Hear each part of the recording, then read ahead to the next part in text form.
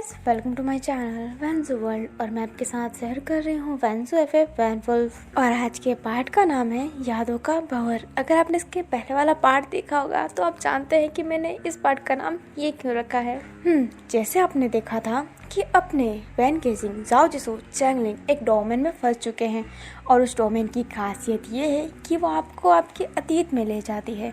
आपके साथ जो आप हो चुका है ना, वो आप खुद अपने आंखों से देखते हैं और उस चीज से बाहर ही नहीं आ पाते हैं। हम होश ही नहीं संभाल पाते और वो डोमन धीरे धीरे करके आपकी शक्ति चूसती रहती है। तो जो जितने जल्दी हो सके अपने यादों की भंवर से निकलेगा, उतना ही उसके पास ताकत रहेगा। और मैं स्टार्ट करती हूँ, बट स्टार्ट करने से पहले आज जिसका भी जितना भी कुछ दिखा रहे हैं ना, वो सब उनका अतीत है, जो उनके साथ हो चुका है वो है। तो कंफ्यूज मत हो जाना कि अचानक से ये सब क्या चल रहा है। तो अब मैं स्टार्ट करती हूँ। हमारे वैन गेजिंग को दिखाया जाता है जो अपने अतीत वाले वैन गेजिंग को देख रहा होता है, जिसके लॉन्ग हेयर थे। वो ना अपना हिस्ट्रिकल वाला लुक था। अपने हिस्ट्रिकल वैन के सामने अपनी वो लड़की खड़ी थी। वो लड़की वैन के हाथ से मैंगो ले लेती है और कहती है, पता है मुझे मैंगो बहुत पसंद है, बट मैंगो से भी मीठा कुछ होता है। वैन गेजिंग शर्माते हुए बोलता है, अच्छा वो क्या होता है। वो लड़की वैन गेजिंग के लिप्स पे हाथ फेरने लगती है। अब वो लड़की वैन गेजिंग के करीब जाती है और उसके लिए करने लगती है। वैन गेजिंग उस लड़की का कमर पकड़ लेता है और वो लड़की वैन गेजिंग के बालों के साथ ही खेल रही होती है और उसे किस कर रही होती है। फिर वो लड़की वैन गेजिंग से दूर होती है और कहती है, मैंगो से भी मीठा तुम्हारा होठ है, जो मुझे ना सबसे ज्यादा अच्छा लगता है। इसकी टेस्ट के आगे कोई टेस्ट ही नहीं है। अपना वैन गेजिंग भी मारते हुए कहता है, मुझे भी तुम्हारे होठ बहुत पसंद है, इसका टेस्ट ही कुछ अनोखा है। अब वो लड़की कुछ कहती है, उससे पहले वहाँ पे बहुत सारे लोग आ जाते हैं जो उसके सामने खड़े हो जाते हैं और कहते हैं, रानी आपको इतनी देर तक बाहर नहीं रहना चाहिए, चलिए महल के अंदर। अब वो जो लड़की रहती है ना, वो वहाँ की क्वीन रहती है। कहती है, जी मैं चलती हूँ। वे क्वीन वैन गेजिंग की तरफ देखती है और कहती है, अंदर चले। वैन गेजिंग हाँ में सिर हिलाता है और वैन गेजिंग उसके पीछे पीछे जाने लगता है। अब जो पीछे जो लोग रहते हैं ना, वो ना पीठ पीछे बातें कर रहे होते हैं। एक लड़का कहता है दूसरे लड़के से, वैन गेजिंग की कितनी अच्छी है ना किस्मत, क्वीन के जैसे ही पति मरे हैं वैसे ही वैन गेजिंग की एंट्री क्वीन के लाइफ में हो चुकी है। क्वीन तो वैन गेजिंग के प्यार में दीवानी ही हो चुकी है। इस जैसे गरीब को इतनी अमीर लड़की मिल रही है, सोचने की बात है। अभी जो अपना करंट वाला वैन गेजिंग है ना, जो अपना अतीत देख रहा है, वो बस चुपचाप देखा जा रहा था। उसके चेहरे पे कोई इम्प्रेशन ही नहीं था। अब हमें जाओ जिसू को दिखाया जाता है, मतलब जाओ जिसू का अतीत दिखाया जाता है। वो छोटा वाला जाओ जिसू अपनी माँ की गोद में ना बैठा हुआ था। उसकी माँ जाओ जिसू को बड़े प्यार से खाना खिला रही थी। जाओ जिसू का पापा कह रहा था, जाओ जिसू तुम बहुत बदमाश हो, इतने बड़े हो गए हो फिर भी अपनी माँ को परेशान करते हो, अपने हाथ से खाना नहीं खा सकते। अपना छोटा वाला जाओ सु बोलता है, मैं बदमाश नहीं हूँ, बट मुझे मम्मी के हाथ से खाना खाना अच्छा लगता है, वो जब खिलाती है ना तो बहुत मजा आता है। अपनी जाओ जिसू की माँ अपने जाओ जिसू के सर पे हाथ फेरती है और कहती है, कोई बात नहीं, मैं हूँ ना, मैं तुम्हें ऐसे ही खाना खिलाती रहूंगी। अब जो अपना जाओ सू है, वो अपनी माँ को कहता है, मेरी परी माँ, और ये कहते ही गले लग जाता है। और अभी जो अपना करंट वाला जाओ जिसू है ना, जो अपना अतीत देख रहा है, उसकी आंख में हल्का सा आंसू रहता है और वो कहता है, मेरी परी माँ। अब अपने चैंगलिंग को दिखाया जाता है, जो वो भी अपना अतीत देख रहा है कि माँ उसके पास पे बैठी हुई थी। मतलब अपने छोटे वाले चैंगलिंग के पास उसकी माँ बैठी हुई थी और अभी चैंगलिंग की उम्र अभी बहुत छोटी है। अपनी चैंगलिंग की माँ चैंगलिंग के गाल पे हाथ फेरती और कहती, ओए मेरा बच्चा कितना प्यारा है ना, कितनी अच्छे से स्टडी कर रहा है, देखना पढ़ लिख के बहुत अच्छे इंसान बनना। अपना छोटा वाला चैंगलिंग कहता है, हाँ माँ मैं पढ़ लिख के बहुत अच्छा इंसान बनूंगा और आपको यहाँ से ले जाऊंगा, हम दोनों बहुत खुश रहेंगे, हम ना बहुत मजे करेंगे। आपको बर्फ में खेलने का शौक है ना, हम बर्फ में खेलेंगे, मजा आएगा। हाँ चैंगलिंग के वहाँ हंसती है और कहती है, हाँ बेटा हम बर्फ में खेलेंगे, हमें बहुत मजा आएगा। हमें ना चैंगलिंग की माँ ना अचानक से शांत हो जाती है, वो किसी को देखती है इसलिए। अब चैंगलिंग की माँ चैंगलिंग के कान में हेडफोन लगा देती है और कहती है, हेडफोन मत उतारना, मैं गाना चालू कर रही हूँ। अरे कहते ही चैंगलिंग की माँ गाना चालू कर देती है। अब अचानक से चैंगलिंग की माँ को कोई एक लड़का है ना एक कमरे में ले जाता है। चैंगलिंग की माँ को जैसे ही वो लड़का कमरे में ले जाता है ना, चैंगलिंग का चेहरा बहुत उदास सा हो जाता है।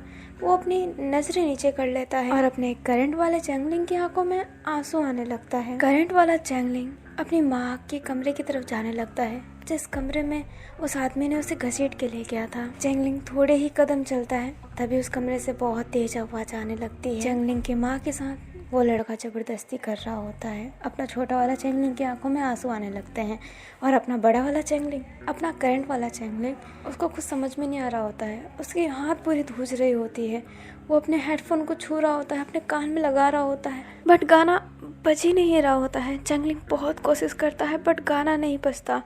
उसकी वायर हल्की सी टूट गई होती है, इसलिए गाना बज नहीं रहा होता है। चैंगलिंग का पूरा शरीर कांपने लग जाता है। एक एक उंगलियां उसकी कांप रही होती है, उसकी पूरी नस दिख रही होती है। अपना छोटा वाला भी चैंगलिंग रोते रोते अपनी स्टडी कर रहा होता है और उसकी माँ बहुत रो रही थी। चैंगलिंग की माँ को दिखाया जाता है जिसके साथ एक आदमी जबरदस्ती कर रहा है।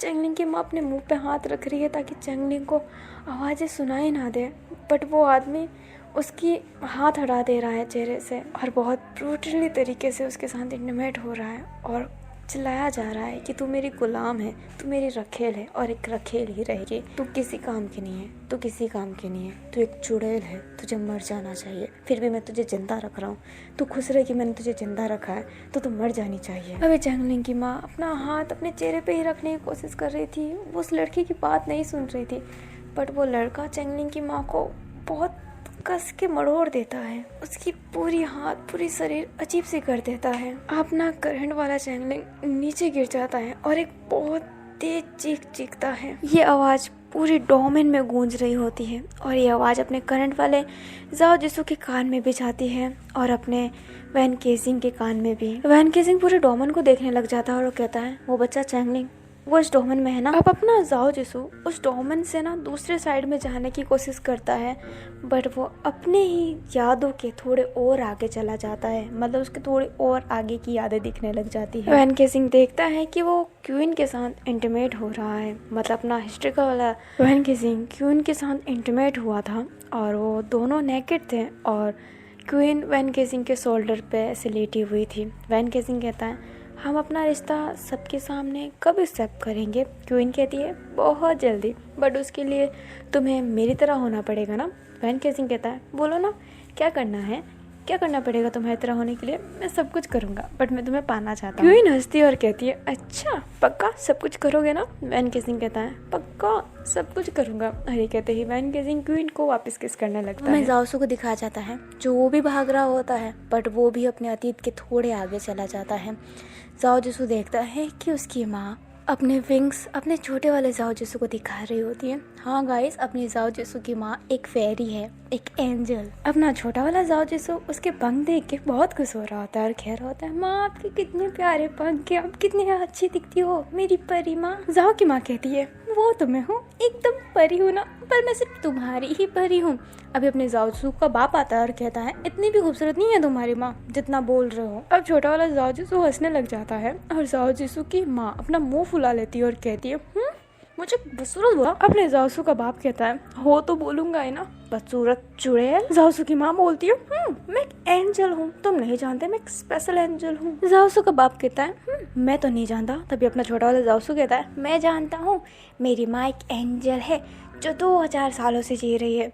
इनका ब्लड बहुत प्योर और बहुत अच्छा है, ये बहुत अच्छी है। अगर किसी को श्राप दे ना तो तबाह हो जाता है और किसी को आशीर्वाद दे तो वो फूलने खिलने लग जाता है। मेरी माँ बहुत ऊंचा उड़ती है, मेरी माँ बहुत प्यारी बहुत खूबसूरत है। जाओसू की माँ जाओ के चेहरे पे हाथ फेरने लगती है और कहती है ये मेरा प्यारा बच्चा है ना जो मेरे बारे में जानता है। अपने पापा को देखो कितने गंदे हैं, पीछे मेरे पड़े थे वो पूरे 20 साल मेरे पीछे पड़े हैं, तब मैंने हाँ बोला है और हाँ बोलने के बाद अब वो मुझे चुड़ैल कह रहे हैं। अपने जाओसू का पापा हंस रहा होता है और कुछ नहीं कह रहा होता है। अब गाइस मैं आपको अपने जाओसू की माँ के बारे में बता देती हूँ।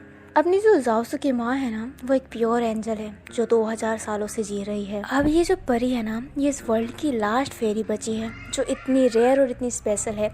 इनकी खून ना बहुत प्योर होती है और इनके खून पीने से सबको बहुत ताकत मिलती है। और जितने भी छोटे जानवर होते हैं ना, छोटी छोटी फेरीज, वो ना जाओ की माँ से बहुत कनेक्ट हो जाती है। और जो वुल्फ्स होते हैं, जो वैम्पायर होते हैं, वो इनके खून पीने के लिए बहुत ही ऐसे ना तलब मस्ती रहती है। मतलब इसका खून की स्मेल कोई भी नहीं बर्दाश्त कर सकता। अगर किसी वैम्पायर के नाक में ये स्मेल चली गई तो वो खून पीने के लिए ना एकदम लाल सा हो जाएगा, क्योंकि इसकी खून इतनी प्योर है। और अपने जाओ के अंदर भी अपनी माँ का खून है, इस वजह से अपना वैन केसिंग जब भी उस खून की स्मेल सूंघता है तो वो अपने आप को रोक नहीं पाता है खून पीने से। और हाँ गाइस, ये सुन के कंफ्यूज मत हो जाएगा कि जाओसू की माँ एक फेरी है तो जाओसू वुल्फ क्यों है। जाओसू इसलिए वुल्फ है क्योंकि उसका बाप एक वुल्फ है। समझ में तो आ ही गया होगा अब। तो मैं अब कहानी आगे बढ़ाती हूँ। अभी हमें चैंगलिंग को दिखाया जाता है जो उन्हीं सब यादों के भंवर में फंसा हुआ था।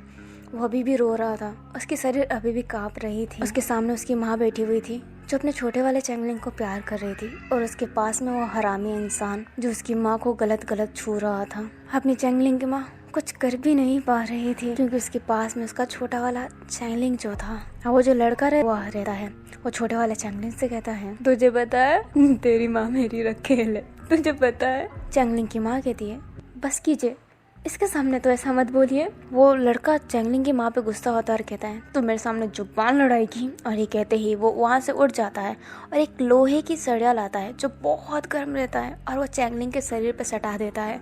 अपना छोटा वाला चैंगलिंग चिल्लाता है। चैंगलिंग की माँ रोने लग जाती है, उस शख्स के पाँव पड़ जाती है और कहती है, मैं जुबान नहीं लड़ाऊंगी, पर चैंगलिंग को छोड़ दीजिए, प्लीज़ मेरे चैंगलिंग को छोड़ दीजिए। और वो जो लड़का रहता है वो सरिया छोड़ देता है, चैंगलिंग की माँ के बाल को घिसता और कहता है, चल मेरे साथ। और चैंगलिंग की माँ को वापस से कमरे में ले जाता है और उसके साथ ज़बरदस्ती करने लगता है। अपना करंट वाला चैंगलिंग फिर से ज़मीन पे बैठ जाता है।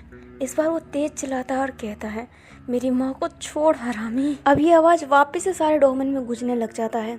अपना वैन केसिंग वो वर्ड सुन लेता है। वैन केसिंग कहता है, हरामी, ये बच्चा तो कुछ ज़्यादा ही औसम है, गाली दे रहा है, चलो मिलना तो पड़ेगा ही उससे। अब अपना वैन केसिंग है ना एक्सरसाइज करने लग जाता है और कहता है, अब मैं दिखाऊंगा अपनी पावर। अब जो अपना वैन केसिंग है ना वो बहुत तेज भागने लग जाता है, जिस वजह से उसकी यादें है ना वो बहुत फास्ट जा रही होती है। उसको सब कुछ दिखाई दे रहा होता है बट थोड़ा थोड़ा। अपना वैन केसिंग बोलता है, इन सब घटिया यादों की मुझे कोई जरूरत नहीं है, और ये कह के भाग रहा होता है। अब अपने जाओसू को भी दिखाया जाता है जो अपने वुल्फ वाले रूप में आ गया होता है, और वो भी अपने यादों से भाग रहा होता है चैंगलिंग को बचाने के लिए। अब वो दोनों एक साथ में ही एक टाइम पे ही रुक जाते हैं अपने अपने अतीत को देख के, जहाँ पे अपने जाओ चीज़ों के सामने उसको दिखाई देता है कि उसकी माँ बैठी हुई है उसके पास में। रात का समय है, बहुत तेज बारिश आ रही है, बहुत बिजली कड़क रही है, और तभी कोई गेट पे नॉक करता है। और दूसरी तरफ वैन ये देख के रुक गया था, वो बाथटब में बैठा हुआ था, क्वीन आ रही थी उसके सामने, वो पूरी नेकेड थी। अपना वैन केसिंग भी नेकेड था और बाथटब में बैठा हुआ था। वैन केसिंग कहता है, क्वीन आपने मुझे यहाँ पे क्यों बैठाया है। क्वीन कहती है, बताती हो ना क्यों बैठाया है। क्वीन ये कहते ही वैन केसिंग के बाथटब के अंदर चली जाती है और उसके बहुत करीब जाने लगती है। क्वीन वैन केसिंग से बोलती है, तुम्हें पता है मैं कौन हूँ। वैन केसिंग बोलता है, हाँ आपका नाम लीसे है और आप क्वीन है यहाँ की। वह क्वीन कहती है, लीसे तो मैं हूँ, बट मैं और कौन हूँ तुम जानते हो। बोलता है, आप क्वीन है। लीसे नाम में सर हिलाती और कहती है, मैं एक वैम्पायर हूँ। ये सुन के वैन हंसता और कहता है, क्यों मजाक कर रहे हैं आप। लीसे कहती है, मैं मजाक नहीं कर रही, मैं सच कह रही हूँ। और ये कहते ही लीसे अपनी आंखें रेड कर लेती है और अपने वैम्पायर तीत बाहर निकाल लेती है। ये देख के वैन केसिंग थोड़ा सा घबरा जाता है। लीसे का चेहरा एकदम शांत हो गया था, एकदम कोल्ड फेस बना लिया था उसने। वो कहती है, मैं तुम्हें अपना बनाना चाहती हूँ, इसलिए मैं तुम्हें भी वैम्पायर बनाना चाहती हूँ। वैन केसिंग तो बहुत घबरा जाता है। अब वैन केसिंग कहता है, लीसे मुझे वैम्पायर नहीं बनना है, क्वीन मुझे वैम्पायर नहीं बनना है। अब लीसे है ना अजीब सा चेहरा बनाती है और कहती है, बनना तो पड़ेगा, मैं तुम्हें जिंदा नहीं छोड़ सकती, अब तो मेरे होके रहोगे या फिर मर जाओगे। और ये कहते ही लीसे अपने नाखून बड़े कर लेती है, वैन केसिंग के गर्दन पे चीरा मार लेती है और वहाँ का खून लिक करती है, फिर बाइट कर लेती है। लीसे जैसे ही खून बाइट करती है, खून पीने लगती है, वैसे ही वैन केसिंग के शरीर में कुछ अजीब सा होने लगता है। अचानक से लीसे वैन केसिंग का खून पीना बंद करती है, पीछे हो जाती है और कहती है, हाँ वैन केसिंग अब तुम मेरे हो जाओ, बस मेरे। अब अचानक से वैन केसिंग के पूरे शरीर से ना ब्लड निकलने लगता है, बिन कट के उसके शरीर से पूरा ब्लड निकल रहा होता है। वो बाथटब पूरा ब्लड से भर गया होता है। लीसे ये देख के मुस्कुरा रही होती है। अब लीसे वैन केसिंग के बॉडी के पास जाती है, उसके शरीर पे जो खून लगा रहता है ना उसे लिक करती है। लीसे वैन केसिंग की बॉडी को लिक करने लग जाती है, जगह के खून साफ करने लग जाती है, जैसे जानवर को चोट लगने पे वो कैसे चाटने लग जाता है, वैसे ही लीज़ा चाट रही होती है अभी वैन केसिंग को। अपना करंट वाला वैन केसिंग ये देख के बोलता है खुद से, बड़ा बोला था मैं, बहुत जल्दी पागल बन गया। वैन केसिंग के चेहरे पे हल्का सा गुस्सा रहता है लीज़े को देख के, और वो कहता है पुरानी बातों को भूल जाना ही अच्छा होता है। और ये कहते ही वैन केसिंग वापस से भागने लग जाता है। अब गाइस मैं आपको ना लीज़े के बारे में कुछ बता देती हूँ। अपनी लीज़े एक स्पेशल ओल्ड वैम्पायर थी जिसने क्वीन बनने के लिए वहाँ के एक राजा से शादी कर लिया और क्वीन बन गई, और वक्त देखते ही वहाँ के राजा को मार दिया। लीज़े को वैन केसिंग पसंद आने लगा, इसलिए लीज़े वैन केसिंग के साथ रहना चाहती थी। लीज़े एक तरीके से वैन केसिंग से सच्चा प्यार करती थी, बट वो सेल्फिश भी थी अपने लेके, इसलिए उसने वैन केसिंग को वैम्पायर बना दिया बिना उससे परमिशन लिए हुए। अब लीज़े के साथ आगे क्या हुआ ये तो आपको आगे ही पता चलेगा, अभी के लिए इतनी जानकारी काफी है। अभी अपने जाओसू को दिखाया जाता है जो बहुत घबराया हुआ था और कह रहा था गेट मत खोलना, गेट मत खोलना। अब जो जाओसू की माँ रहती है ना, वो गेट खोलने के लिए जाती है। जाओसू की माँ जैसे ही गेट खोलती है अचानक से उसके नेक पे कोई बाइट कर लेता है। वो एक वैम्पायर था। वो वैम्पायर जाओसू की माँ का पूरा खून पीने लग जाता है। जाओसू का बाप हाथों हाथ वुल्फ के रूप में आता है और अपनी बीवी को बचाने जाता है। अपना छोटा जाओ जिसू, वो तो अभी छोटा था, ये सब देख के वो हैरान हो जाता है। बेचारा वो छोटा बच्चा, उसके चेहरे पे पूरी खून पड़ जाती है। इन लड़ाई के बीच में वो एक वैम्पायर से 3-4 वैम्पायर हो गए थे, बहुत सारे वैम्पायर आ गए थे वहाँ पे, और जाओसू का बाप उन सारे वैम्पायरों से लड़ा जा रहा था। जाओसू की माँ छोटे वाले जाओसू के पास जाती है और कहती है भाग जाओ, यहाँ से भाग जाओ, तुम्हारा भी ब्लड बहुत प्योर है, वो तुम्हें मार डालेंगे। छोटा वाला जाओसू कहता है माँ मैं आपको छोड़ के नहीं जाऊंगा, मैं भी एक वुल्फ हूँ, मैं भी लड़ूंगा। जाओसू की माँ कहती है तुम अभी नहीं लड़ सकते बेटा, तुम अभी कमजोर हो। जाओसू की माँ ने एक जेब वाला ड्रेस पहना था, उस जेब से एक छोटी सी परफ्यूम निकालती है और कहती है ये परफ्यूम लो, अपने शरीर पे रोजाना लगाना, जिस वजह से तुम्हारी ब्लड की स्मेल कभी ना आए और खत्म हो जाए तो युवान अंकल से मांग लेना। भागो, युवान अंकल के पास भागो। जाओसू जाने के लिए तैयार नहीं था, बट उसकी माँ कसम देती है और कहती है पीछे मुड़ के मत देखना। अब जाओसू है ना, वो परफ्यूम लेके वहाँ से भागने लगता है, और जाओसू की माँ अपना पंख निकाल के अपनी जादुई शक्ति से उन लोगों से लड़ने लग जाती है। बट जाओसू की माँ बहुत कमज़ोर हो गई थी क्योंकि उसका बहुत सारा ब्लड पहले ही पी चुके थे वो लोग। जाओसू का बाप भले ही स्पेशल वैम्पायर था, बट वो उस समय वीक पड़ रहा था। अब अपना छोटा वाला जाओसू हाथ में वो परफ्यूम की शीशी लेके एक ही बात कहा जा रहा था, मुझे वैम्पायरों से नफरत है, उनने मेरी माँ को मारा, मुझे वैम्पायरों से नफरत है। अब जाओसू के माँ बाप लड़ते तो बहुत अच्छा है, बट वो बच नहीं पाते और वहीं पे उनकी मौत हो जाती है।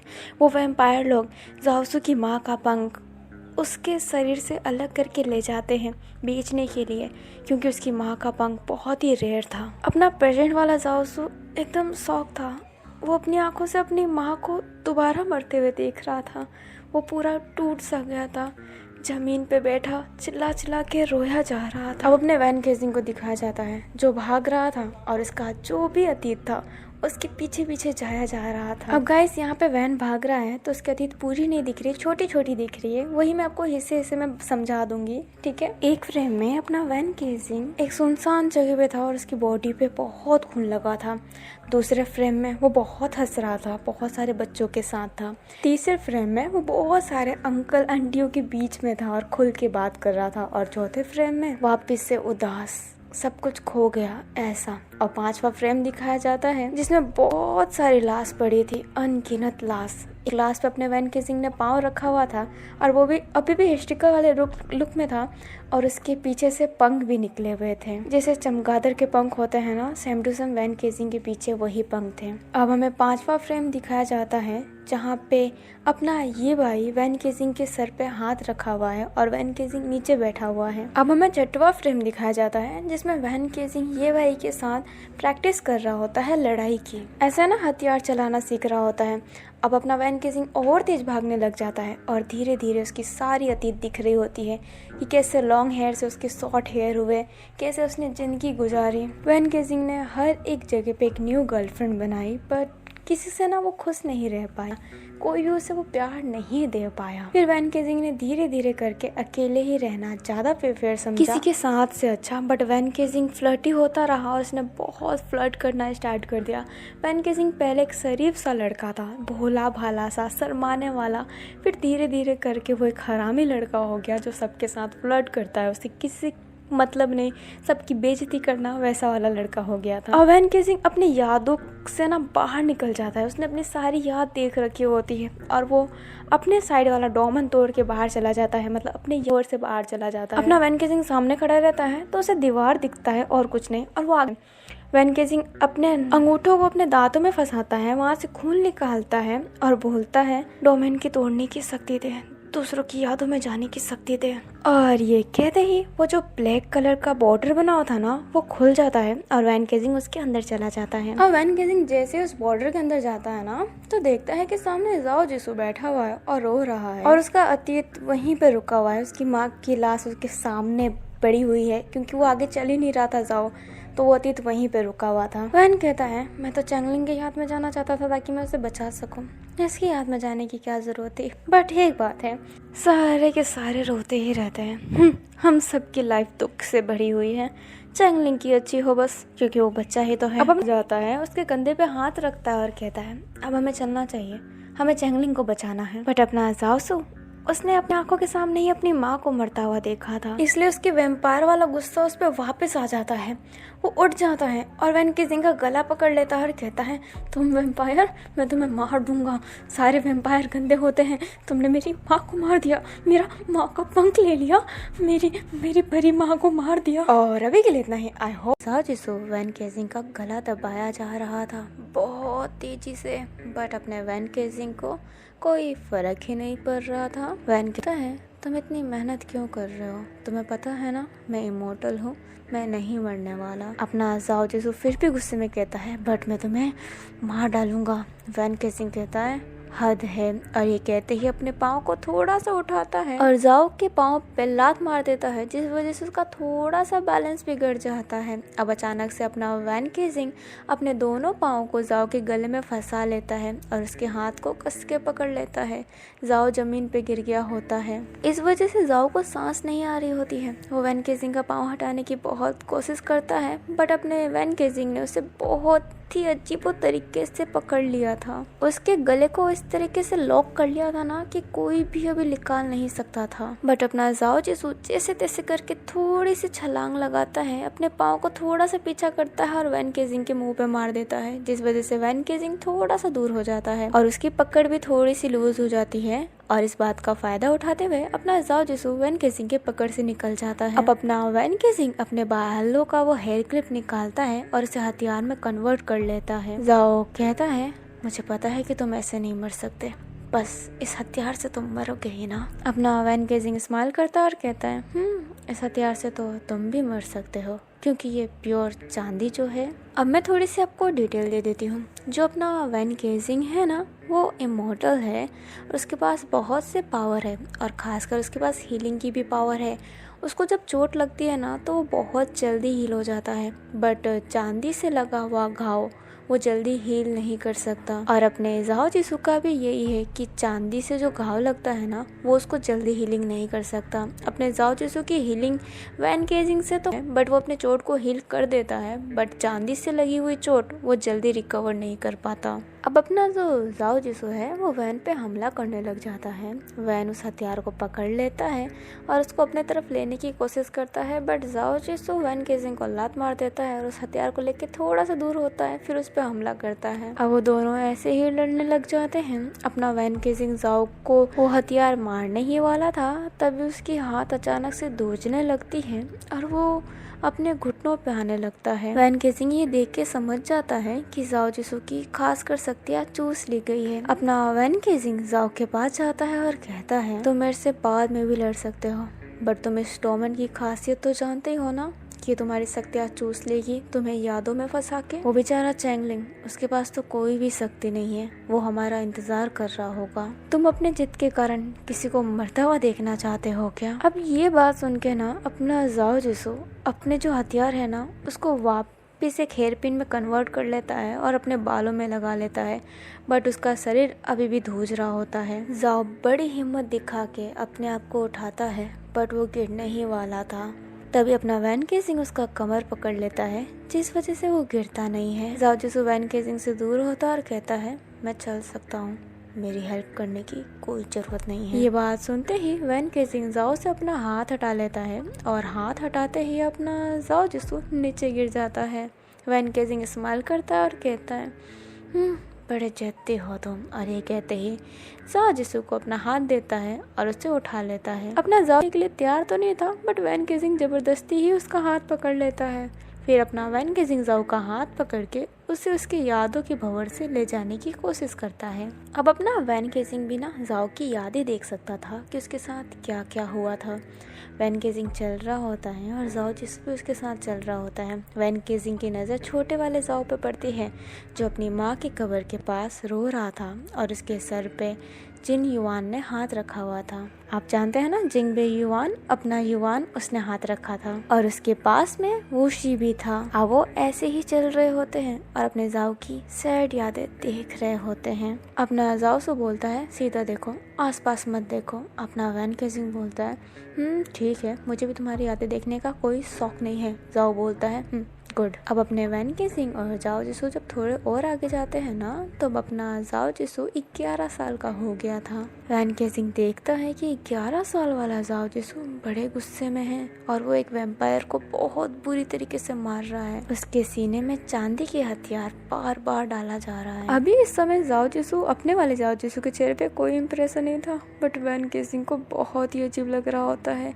क्योंकि वो वैम्पायर बहुत ही चिल्ला रहा होता है, बहुत ही रो रहा होता है। बट अपना जाओ जिसु हंस हंस के उसे मार रहा होता है और कह रहा होता है कि तुम लोग मरने के ही काबिल हो। अभी अपना जाओ जिसु सच्ची में एक साइको लग रहा होता है मारते समय। अब जाओ जिसु की बाकी जितने भी यादें थे ना, सब मारपीट वाले ही थे, इसलिए अपना वैन केसिंग को अजीब लग रहा होता है। वैन केसिंग जाओ की तरफ देखता है और कहता है, कितना भी गुस्सा कर लेना। जाओ कहता है, क्या मतलब? वैन केसिंग जाओ को जवाब नहीं देता है, उसे गोद में उठा लेता है और तेजी से भागने लगता है, ताकि जो उसकी यादें हैं ना जल्दी जल्दी पीछे जाते रहे। अपना जाओ जिसु बहुत चिल्लाता है कि मुझे उतारो, बट अपना वैन केसिंग उतारता नहीं है, उससे और स्पीड में ले जाता है। अब अपने जाओ जिसु की उस रात की यादें हमें दिखाई जाती है, जब अपना जाओ जिसु बार में गया था ना, उस क्लब में जहाँ पे अपने वैन केसिंग ने जाओ को देखा था। ये यादें देखने के लिए अपना वैन केसिंग रुक जाता है। जाओ बोलता है, चलो। वैन केसिंग बोलता है, फ्री की सवारी लेने में मजा आ रहा है क्या? और ये कहते ही गोद से उतार देता है और कहता है, अब तो धीरे धीरे चलेंगे। अपना जाओ से बोलता है, तुम्हें ये याद देखने की क्या जरूरत है? अपना वैन केसिंग बोलता है मुझे जरूरत, बस है तो है। अब जो अपना वो जाओ जिसु है ना, उस समय वाला, अतीत वाला, वो उस लड़की को बचाने चाहता तो है, बट बीच में ग्रीन रिपर, व्हाइट रिपर और बीच वाला उनका लीडर आ जाता है, जिसमें से व्हाइट रिपर बड़ी ही चालाकी से पीछे से जाओ जिसु पे हमला करता है चांदी के हथियार से, जिस वजह से जाओ जिसु थोड़ा सा कमजोर पड़ जाता है। अब वो जो तीनों ही रहते हैं ना, छुप छुप के जाओ पे वार कर रहे होते हैं, इसलिए जाओ उनका कुछ नहीं कर पाता है। उसके चश्मे की मोती भी टूट जाती है और वो लोग उस लड़की का दाहिना पाँव भी ले जाते हैं। अपने जाओ जिसको बहुत अजीब लगता है, बट वो कर भी क्या सकता था, इसलिए जाओ जिसु वहाँ से चला जाता है बड़े ही उदास चेहरा बना के। अब हम थोड़े और आगे जाते हैं, तब अपने जाओ जिसु का वो अतीत दिखाया जाता है, जहाँ पे स्टोर रूम में अपना वैन केसिंग उसके साथ फ्लर्ट कर रहा था। फ्लर्ट किया, उसे सबक सिखा रहा था एक तरीके से। ये देख के अपना वैन केसिंग मुस्कुराता और कहता है, कितने चालाकी से तुम मेरे जेब से वो विम गोली निकालना चाहते थे ना, बट मैंने खेल ही उल्टा कर दिया। जाओ जिसु कहता है, फालतू की बातें मत करो। और ये कहते ही आगे जाने लगता है। अपना वैन केसिंग भागते हुए जाओ के पास आता है और भागते भागते ही उसे गोद में उठा लेता है और फटाफट उसकी यादों के बवंडर से बाहर ले जाता है। वो पूरी याद जाओ जिसु की टूट गई होती है। अब सामने एक और काला दीवार था, जो अपने चैंगलिंग की यादें थी। जाओ कहता है, इसके आगे हम कैसे जाएं? अपना वैन केसिंग अंगूठा दिखाता और कहता है, मुझे थोड़े से जादुई चीजें आती हैं, तो मैं इस बॉर्डर को तोड़ सकता हूँ। और ये कहते ही अपना वैन केजिंग अपने अंगूठे को बाइट करता है, खून निकालता है और उस ब्लैक बॉर्डर पे अपना अंगूठा ले जाता है और एक मंत्र पढ़ता है और वो बॉर्डर खुल जाता है। अपने वैन और जाओ जब अंदर जाते हैं तो देखते हैं कि अपना बड़ा वाला चैंगलिंग और अपना छोटा वाला चैंगलिंग दोनों ही रो रहे हैं। अपने जाओ जिसू को देख के तो ये बहुत ही अजीब लगता है। अपना वैन केजिंग मन में ही कहता है, इसकी भी यादें अच्छी नहीं है, इसने भी बहुत कुछ सहा है, ये देख के लग रहा है। अब जो अपना जाओ जिसू है ना, वो चैंगलिंग के शरीर पे हाथ रख लेता है। चैंगलिंग अपने होश में आता है और वो सिर्फ जाओ जिसू को ही देखने लग जाता है। अपना जाओ जिसू बोलता है, तुमने आगे चलने की बिल्कुल कोशिश नहीं की। अब जो अपना चैंगलिंग रहता है ना, वो आगे बढ़ ही नहीं रहा होता है, इसलिए उसकी अतीत भी आगे नहीं चल रही होती है, वहीं पे रुक गई होती है। चैंगलिंग कुछ नहीं कह रहा होता है, इसलिए वैन केजिंग चैंगलिंग के पास आता है और उसे उठाता है और कहता है, अब हमें चलना चाहिए, यहाँ पे बहुत खतरा है, हम बाहर चलते हैं, तब मैं तुम्हें बताता हूँ कि यहाँ पे चल क्या रहा है। अब जो अपना चैंगलिंग है ना, वो मन में बोलता है, नहीं ऐसा नहीं हो सकता, ये दोनों मेरी यादें नहीं देख सकते, अगर इनने यादें देख ली तो इन्हें पता चल जाएगा। अभी जब ना वैन केजिंग रहता है ना, उसने चैंगलिंग का दिमाग पढ़ लिया होता है। अपना वैन केजिंग कहता है, क्या पता चल जाएगा चैंगलिंग, बताओ तो जरा हमें। अपना चैंगलिंग फिर से मन में कहता है, ओ शिट, ये तो वैम्पायर है, मैं भूल गया था, मैंने क्यों बोल दिया। वैन केजिंग ये बात सुन के कि चैंगलिंग को पता है कि वो वैम्पायर है, अपना वैन केजिंग शॉक हो जाता है और कहता है, तुम्हें कैसे पता ये सब, आखिरकार तुम हो कौन। अपने जाओ को तो समझ में ही नहीं आ रहा होता है। जाओ कहता है, कहना क्या चाहते हो वैन केजिंग। वैन केजिंग कहता है, इस चैंगलिंग को पता है कि मैं कौन हूँ और शायद इसे ये भी पता हो कि तुम कौन हो। हाँ, ये बच्चा कोई मामूली बच्चा नहीं लग रहा मुझे। अभी जब ना चैंगलिंग रहता है ना, उसके शरीर में ना बिल्कुल कमजोरी नहीं आई होती है, वो रोया तो होता है बट उसकी कमजोरी, जैसे कि अपनी जाओ चल नहीं पा रहा है, अपनी वैन केजिंग को भी थोड़ी सी कमजोरी फील हो रही है, बट चैंगलिंग को देख के कोई नहीं कह सकता कि वो बिल्कुल भी कमज़ोर फील कर रहा है। अभी हमें उसी डोमेन के अंदर अपना ग्रीन रिपर दिखाया जाता है, जो एक कुर्सी पे बैठा हुआ था और कह रहा था, मुझे शक्ति मिल रही है, ये इतनी ज़्यादा शक्ति किसकी है जो ख़त्म ही नहीं हो रही, इतनी शक्ति मुझे कहाँ से मिल रही है। अभी जो वो डोमन है ना, वो ग्रीन रिपर का है, तो जाओ जिसू वैन केजिंग चैंगलिंग, उनकी जितनी भी शक्ति होगी ना, वो ग्रीन रिपर के अंदर जाएगी। अपना चैंगलिंग ना अपने जाओ और वैन को देखता है और कहता है, मैं बाद में बताता हूँ, पर हमें अभी बाहर चलना चाहिए। वैन मुस्कुराता और कहता है, मैं भी यही कहना चाहता हूँ, हमें बाहर चलना चाहिए। देखो तो मैं कि तुम्हारा अतीत क्या है, आखिर तुम हो कौन। अब जो अपना वैन है ना, वो चैंगलिंग को घूरने ही लगता है। जाओ कहता है, बाद में घूर लेना इसे, पहले चलते हैं अब।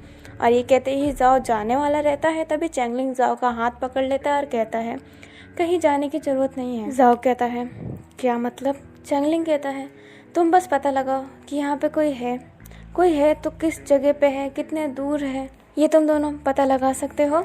तुम वुल्फ हो ना, तुम्हारे पास तो शक्ति है। जाओ भाई, आप बहुत तेज़ सूंघ सकते हैं। वैन भाई, आप बहुत तेज़ सुन सकते हैं। तो क्या आप इन शक्तियों से पता लगा सकते हैं कि वो जो शख्स है जिसने हमें इस डोमेन में फंसाया है, वो कहाँ पे है। वह हंसता और कहता है, तुम्हें डोमेन के बारे में भी पता है, मतलब तुम कहीं मामूली इंसान नहीं हो। चैंगलिंग कहता है, मैं बताऊंगा कि मैं कौन हूँ, मैं क्या हूँ, पर हमें अभी बाहर निकलना है, तो क्या पता लगा सकते हैं। जाओ और वैन दोनों एक साथ में सर हिलाते हैं। अब अपना जाओ अपने सुनने की शक्ति से पता करता है कि कहीं हलचल तो नहीं हो रही ना, और जाओ अपने सूंघने की शक्ति से पता करता है कि कोई है। अब अपना जाओ बोलता है, मुझे 10 किलोमीटर दूर किसी की खुशबू आ रही है। अपना वैन कहता है, सेम टू सेम, दाहिने साइड के 10 किलोमीटर में कोई तो है, मुझे आवाज़ आ रही है, कुछ तो हलचल हो रही है। चैंगलिंग कहता है, ठीक है, दाहिने हाथ के 10 किलोमीटर। अब चैंगलिंग अपने हाथों को अपनी आँख के पास ले जाता है, अपनी 2 उंगली को ही सिर्फ खड़ा रखता है, बाकी सबको फोल्ड कर लेता है, अपने दिमाग के पास ले जाता है और कुछ बोलता है। और तभी वहाँ पे ग्रीन रिपर आ जाता है। ग्रीन रिपर वहाँ पे अचानक से आके शॉक था। ग्रीन रिपर बोलता है, मैं यहाँ पे क्या कर रहा हूँ, मैं तो उस कुर्सी पे बैठा हुआ था ना। अब जाओ तो ये देख के हैरान रहता है, वैन भी हैरान रहता है, पर वो हंसता भी है। वैन कहता है, टेलीपोर्टेशन तुम हो जो टेलीपैथी कर रहे थे? जाओ कहता है हाँ वो तुम थे जिसने हमें उस रात को टेलीपोर्ट किया था। चैंगलिंग कुछ नहीं कहता है, बस हाँ में सिर हिलाता है और कहता है इससे लड़ो और मुझे यहाँ से बाहर निकालो, मुझे यहाँ से बाहर जाना है, मैं और ये सब नहीं देख सकता। अब जो अपना ग्रीन रिपर रहता है ना, वो एक चांदी की हथियार निकाल देता है और कहता है ये मुझे क्या हराएंगे, और ये कहते ही वैन और जाओ पे हमला करने के लिए आगे चला जाता है। अब वो जो ग्रीन रिपर रहता है ना, वो सीधा जाओ जुसू पे हमला करने वाला रहता है और उसका हथियार जाओ के पेट पे पहुंचा ही होता है। तभी वैन अपने जाओ को लात मार देता है, जिस वजह से जाओ थोड़ा दूर चला जाता है। वैन जाओ को आंख मारता है और कहता है सॉरी लात मारने के लिए, बट तुम्हें बचाना था मुझे। जाओ कहता है कोई जरूरत नहीं, मैं खुद बच सकता हूँ। वैन कहता है देन ओके। अब जाओ जिसो अपने वो हथियार वापस निकाल लेता है और वैन किसिंग अपने नाखूने बड़े कर लेता है। अब वो दोनों ही एक साथ में लड़ने लग जाते हैं उस ग्रीन रिपर से, और वो काफी अच्छा भी लड़ रहे होते हैं, बट वो डोमेन ग्रीन रिपर का है इसलिए अपने वैन और जाओ वीक पड़ रहे होते हैं। ग्रीन रिपर एक साथ में ही वैन और जाओ को दोनों के हाथ में चोट दे देता है, जिससे वो जल्दी हील नहीं हो रहा होता है, और वैसे भी वो दोनों बहुत कमजोर थे पहले से ही, इसलिए उनके ब्लड कुछ ज्यादा ही निकल रहा होता है। अपना ग्रीन रिपर स्माइल करता है और कहता है तुम नहीं बचने वाले हो, तुम तो मेरे हाथों से मरोगे। चैंगलिंग है ना धीरे धीरे वैन और जाओ के पास आता है, उन दोनों के शरीर पे अपना हाथ रखता है, आंखें बंद करता है, तो वैन और जाओ को अपने शरीर में ना पावर फील होने लगता है। उनकी चोट भी बहुत जल्दी हील हो गई होती है। ये देख के ग्रीन रिपर हैरान था। वैन मुस्कुराता और कहता है वाह, हाँ टेलीपोर्टेशन हीलिंग एक साथ में, ये तो कमाल कॉम्बिनेशन है। जाओ कहता है हीलिंग, तुम हीलिंग भी जानते हो क्या? अपना वैन किसिंग बीच में बोलता है अंधा है क्या, उसने अभी तुझे हील किया, मतलब हीलिंग आती है उसे? उससे सवाल पूछना बंद कर और स्क्रीन रिपर कहीं बैंड बजा। और ये कहते ही अपना वैन किसिंग वापस ग्रीन रिपर से लड़ने चला जाता है। अब जाओ भी ग्रीन रिपर से लड़ने चला जाता है, और अपना चैंगलिंग अपने यादों के भंवर में ही अभी तक फंसा हुआ था, क्योंकि वो तीनों उसी साइड में लड़ रहे थे। और अपना चैंगलिंग अपनी माँ और अपने बचपन का रूप देख के बहुत रोया जा रहा था, मतलब रो क्या रहा था, उसकी आंखें पूरी नम हो गई होती है, चेहरा पूरा लाल हो गया होता है। अब वैन और जाओ काफी देर लड़ने के बाद ग्रीन रिपर को फाइनली हरा देते हैं। ग्रीन रिपर जैसे ही मरता है वो पूरा डोमेन टूट जाता है। ग्रीन रिपर के मरते ही व्हाइट रिपर को एहसास हो जाता है कि ग्रीन रिपर मर चुका है। उसकी आंखों से आंसू आने लगता है। उसका बॉस बोलता है ग्रीन रिपर नहीं रहा क्या? व्हाइट रिपर हाँ में सिर हिलाता है और कुछ नहीं कहता है। अब उन तीनों को दिखाया जाता है जो फाइनली उस डोमेन से बाहर निकल गए होते हैं। ग्रीन रिपर का लाश उनके सामने ही पड़ा हुआ था। अपना वैन किसिंग एक गहरी सांस लेता है और कहता है ये डोमेन कितना उबाऊ है, परेशान कर देता है। जाओ है ना, उसको अभी भी कमजोरी फील हो रहा होता है, वो नीचे गिरने ही वाला रहता है। तभी अपना वैन किसिंग जाओ को फिर से पकड़ लेता है। अपने वैन किसिंग ने जाओ का कमर पकड़ रखा था और एक हाथ से उसके बाल को सही करता है और कहता है वाह यार, तुम्हारी आंखें कितनी प्यारी है, अगर तुम मेरे दुश्मन नहीं होते तो सच्ची में मैं तुमसे प्यार कर बैठता। अपना जाओ इस बात से गुस्सा हो जाता है, वैन किसिंग को अपने लात से मारता है और खड़ा हो जाता है एक जगह।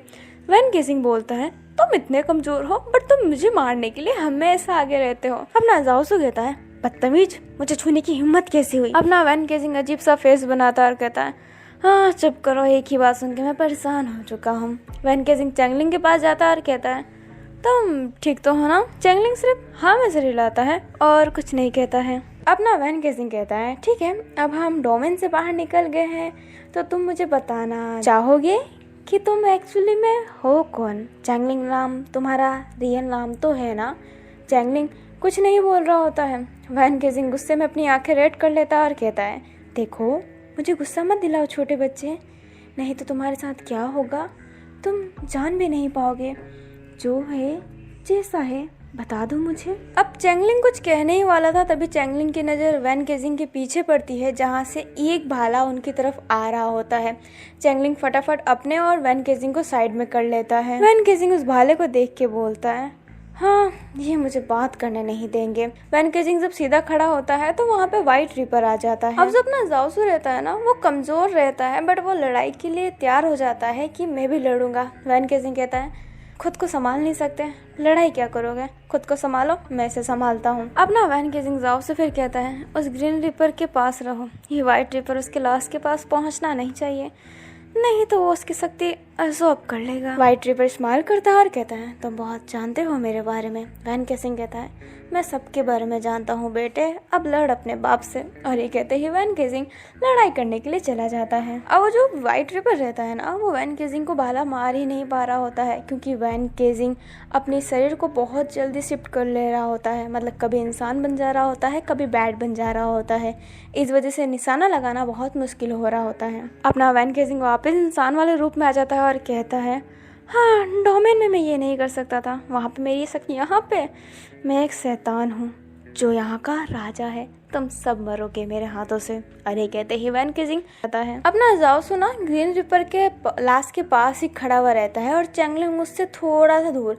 तभी अचानक से वहाँ पे उन दोनों का लीडर आ जाता है और ग्रीन रिपर के लाश को उनकी आंखों के सामने से चुपके से व्हाइट रिपर के पास ले जाता है। जैसे ही वो लीडर वो लाश व्हाइट रिपर के पास ले जाता है ना, वैन केजिंग जाओ की तरफ देखता है और कहता है पागल हो क्या, एक लाश की भी रखवाली नहीं कर सकते हैं क्या? जाओ जिसु कहता है मुझे पता ही नहीं चला कि ये वुल्फ कब आया और कब चला गया। अब जो उनका लीडर है वो मुस्कुराता है और कहता है मेरे स्पिरिट का कोई जवाब नहीं।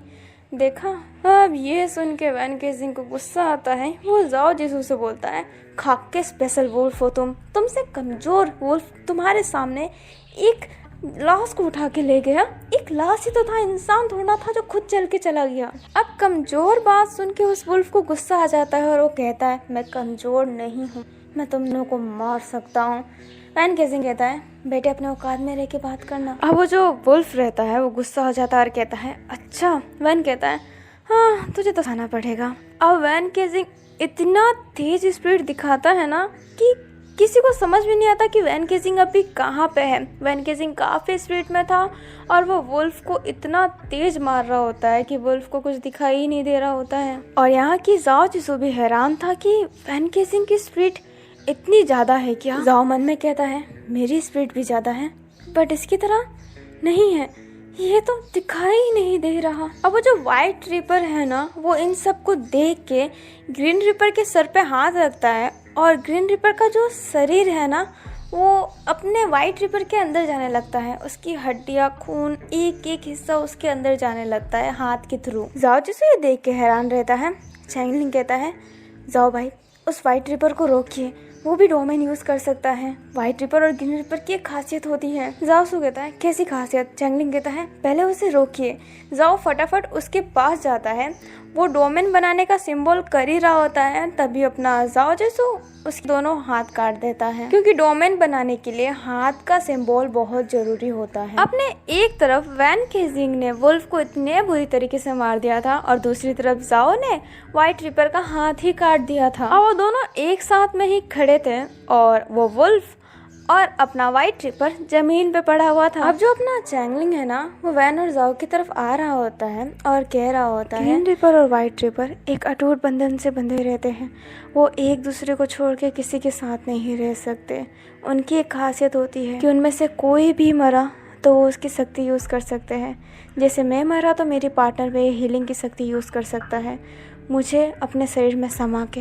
अपना वैन चैंगलिंग की तरफ देखता और कहता है तो मुझे क्यों बता रहा है, मुझे सब कुछ पता है। अपना चैंगलिंग बोलता है मैं आपको नहीं जाओ भाई को बता रहा हूँ, उन्हें कुछ नहीं पता। अपना वैन जाओ की तरफ देखता है, अजीब सी स्माइल करता है और कहता है तुम स्पेशल वुल्फ हो ना, तुम्हें ग्रीन रिपर और व्हाइट रिपर के बारे में नहीं पता। माना ये बहुत पुराना है बट है तो सही। अपने जाओसो को पता तो नहीं था बट वो कहता है सब जानता हूँ मैं, अब अपनी बकवास बंद करो तुम सब। अब अपना चैंगलिंग उन दोनों के पास आ जाता है और कहता है चलना चाहिए। वैन केजिंग कहता है कहाँ, और कुछ वैन कहता उससे पहले चैंगलिंग उन सभी को टेलीपोर्ट करके अपने ये बाई और युवान के अड्डे पे ले जाता है। मतलब एक मीटिंग हॉल है जहाँ पे अपने वुल्फ के लीडर और अपने वैम्पायर के लीडर एक साथ में बैठते हैं कोई भी टॉपिक हो तो, क्योंकि वो इस डीमन कम्युनिटी के लीडर हैं। अब वो सब अचानक से मीटिंग हॉल में आ जाते हैं। वैन केजिंग बोलता है हाँ फिर से उस बूढ़ों की भाषण, और अब आप मेरी